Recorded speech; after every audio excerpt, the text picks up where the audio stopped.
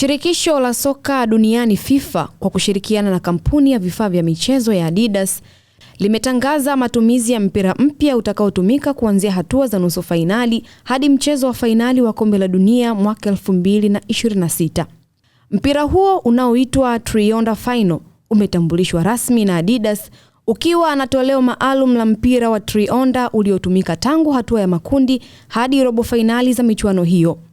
Kwa mujibu wa Adidas, Tri-Onda Final umebaki na teknolojia na muundo ule ule wa mpira wa awali, lakini umewekwa muonekano mpya unaoakisi umuhimu wa mechi za hatua za mwisho za kombe la dunia.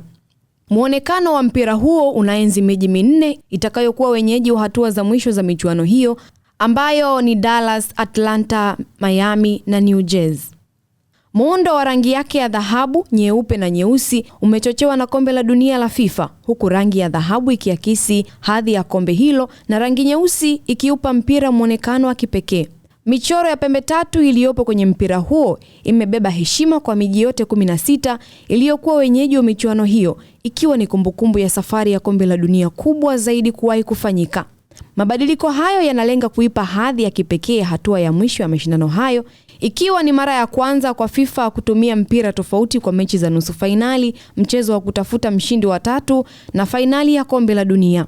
Mpira huo mpya utatumika katika mechi za nusu fainali zitakazozikutanisha Ufaransa dhidi ya Hispania na Argentina dhidi ya England, kabla ya kutumika pia katika mchezo wa kutafuta mshindi wa tatu na fainali ya kombe la dunia la mwaka 2026. Hii ni IOTV Sports, mimi ni Gladness Joseph.